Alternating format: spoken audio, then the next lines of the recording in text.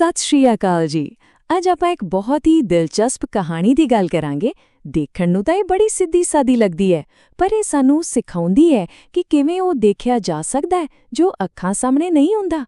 ਇਹ ਕਹਾਣੀ ਹੈ ਇੱਕ ਸਿਆਣੇ ਸੁਨਿਆਰ ਦੀ। ਇਹ ਸਵਾਲ ਤਾਂ ਸਾਰੀ ਕਹਾਣੀ ਦਾ ਕੇਂਦਰ ਹੈ। ਆਖਿਰ ਇੱਕ ਸਿਆਣੇ ਬੰਦੇ ਵਿੱਚ ਅਜਿਹਾ ਕੀ ਖਾਸ ਹੁੰਦਾ ਹੈ? ਉਹ ਕੀ ਵੇਖ ਲੈਂਦਾ ਹੈ ਜੋ ਆਮ ਤੌਰ ਤੇ ਸਾਡੀਆਂ ਨਜ਼ਰਾਂ ਤੋਂ ਓਲੇ ਰਹਿ ਜਾਂਦਾ ਹੈ? ਚਲੋ ਇਸੇ ਗੁੱਥੀ ਨੂੰ ਸੁਲਝਾਉਣ ਦੀ ਕੋਸ਼ਿਸ਼ ਕਰਦੇ ਹਾਂ। ਤਾਂ ਕਹਾਣੀ ਸ਼ੁਰੂ ਹੁੰਦੀ ਹੈ ਇੱਕ ਸੁਨਿਆਰ ਦੀ ਦੁਕਾਨ ਤੋਂ।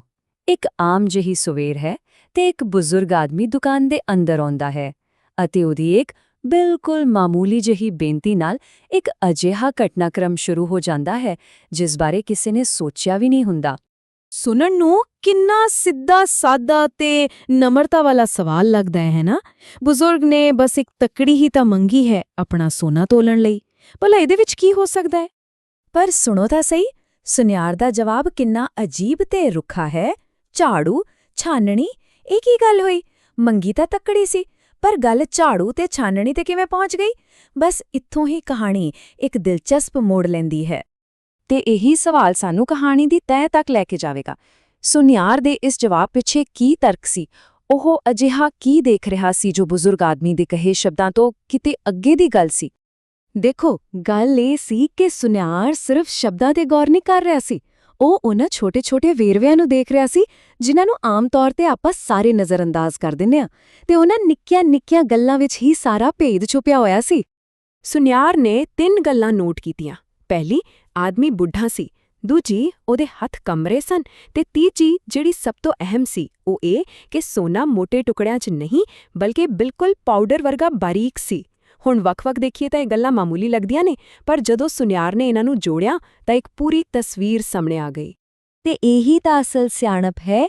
ਸੁਨਿਆਰ ਦੀ ਸਮਝਦਾਰੀ ਇਸੇ ਗੱਲ ਵਿੱਚ ਸੀ ਕਿ ਉਸਨੇ ਇਨ੍ਹਾਂ ਅਲੱਗ-ਅਲੱਗ ਦਿਸਦੇ ਵੇਰਵਿਆਂ ਨੂੰ ਆਪਸ ਵਿੱਚ ਜੋੜ ਲਿਆ ਅਤੇ ਉਸ ਛੁਪੀ ਹੋਈ ਚਾਲ ਨੂੰ ਪਛਾਣ ਲਿਆ। ਤਾਂ ਫਿਰ ਉਹ ਛੁਪੀ ਹੋਈ ਯੋਜਨਾ ਕੀ ਸੀ? ਆਓ ਹੁਣ ਦੇਖਦੇ ਹਾਂ ਕਿ ਸੁਨਿਆਰ ਨੇ ਉਸ ਧੋਖੇ ਦੀ ਪੂਰੀ ਸਕੀਮ ਨੂੰ ਕਿਵੇਂ ਸਮਝਿਆ। ਸੁਨਿਆਰ ਨੇ ਪੂਰੀ ਖੇਡ ਨੂੰ ਆਪਣੇ ਦਿਮਾਗ ਵਿੱਚ ਪਹਿਲਾਂ ਹੀ ਚਲਾ ਕੇ ਦੇਖ ਲਿਆ ਸੀ।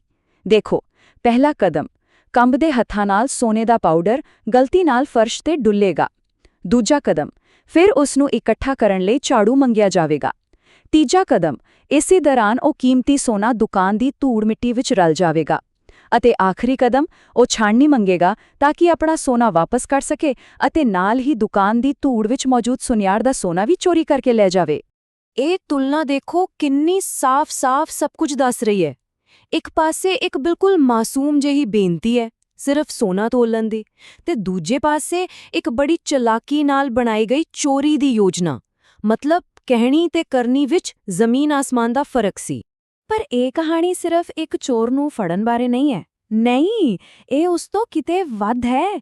ਇਹ ਦੂਰਅੰਦੇਸ਼ੀ ਮਤਲਬ ਦੂਰ ਦੀ ਸੋਚ ਰੱਖਣ ਦਾ ਇੱਕ ਬਹੁਤ ਡੂੰਘਾ ਸਬਕ ਹੈ। ਵਾਹ, ਇਹ ਸੁਨਿਆਰ ਦੀ ਕਹੀ ਸਭ ਤੋਂ ਤਾਕਤਵਰ ਗੱਲ ਹੈ। ਇਹ ਸਿਰਫ ਕੋਈ ਤੁੱਕਾ ਨਹੀਂ ਸੀ, ਇਹ ਤਾਂ ਮੌਜੂਦਾ ਸੁਰਾਗਾਂ ਨੂੰ ਦੇਖ ਕੇ ਭਵਿੱਖ ਦੀ ਤਸਵੀਰ ਨੂੰ ਪੜ੍ਹਨ ਦੀ ਕਲਾ ਸੀ। ਉਸਨੇ ਪਹਿਲਾਂ ਹੀ ਦੇਖ ਲਿਆ ਸੀ ਕਿ ਇੱਕ ਘਟਨਾ ਤੋਂ ਬਾਅਦ ਦੂਜੀ ਕਿਵੇਂ ਹੋਵੇਗੀ। ਤਾਂ ਫਿਰ ਦੂਰਅੰਦੇਸ਼ੀ ਦਾ ਅਸਲ ਮਤਲਬ ਇਹੀ ਹੈ। ਇਹ ਕੋਈ ਜਾਦੂ ਨਹੀਂ ਹੈ, ਬਲਕਿ ਆਪਣੇ ਸਾਹਮਣੇ ਮੌਜੂਦ ਜਾਣਕਾਰੀ ਦੇ ਆਧਾਰ ਤੇ ਇਹ ਸਮਝਣਾ ਹੈ ਕਿ ਅੱਗੇ ਕੀ ਹੋ ਸਕਦਾ ਹੈ। ਇਹ ਬਿੰਦੀਆਂ ਨੂੰ ਜੋੜਨ ਵਾਂਗ ਹੈ, ਇਸ ਤੋਂ ਪਹਿਲਾਂ ਕਿ ਦੂਜਿਆਂ ਨੂੰ ਪਤਾ ਲੱਗੇ ਕਿ ਇੱਥੇ ਕੋਈ ਤਸਵੀਰ ਵੀ ਬਣ ਸਕਦੀ ਹੈ। ਅਸਲ ਸਿੱਖਿਆ ਯਹੀ ਹੈ। ਸੱਚੀ ਸਿਆਣਪ ਸਿਰਫ ਜਾਣਕਾਰੀ ਇਕੱਠੀ ਕਰਨਾ ਨਹੀਂ ਹੈ, ਸਗੋਂ ਚੀਜ਼ਾਂ ਦੇ ਵਾਪਰਨ ਤੋਂ ਪਹਿਲਾਂ ਹੀ ਉਹਨਾਂ ਦਾ ਰੁਖ ਸਮਝ ਲੈਣਾ ਹੈ।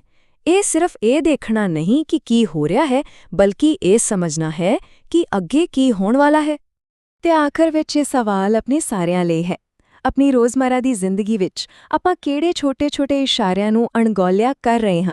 ਸਾਡੇ ਆਲੇ-ਦੁਆਲੇ ਅਜਿਹੀਆਂ ਕਿਹੜੀਆਂ ਕਹਾਣੀਆਂ ਚੱਲ ਰਹੀਆਂ ਨੇ ਜਿਨ੍ਹਾਂ ਦਾ ਅੰਤਮ ਨਤੀਜਾ ਅਸੀਂ ਦੇਖ ਹੀ ਨਹੀਂ ਪਾ ਰਹੇ? ਇਸ ਬਾਰੇ ਸੋਚਣਾ ਸ਼ਾਇਦ ਇਹੀ ਸਿਆਣਪ ਵੱਲ ਵਧਾਇਆ ਗਿਆ ਪਹਿਲਾ ਕਦਮ ਹੈ।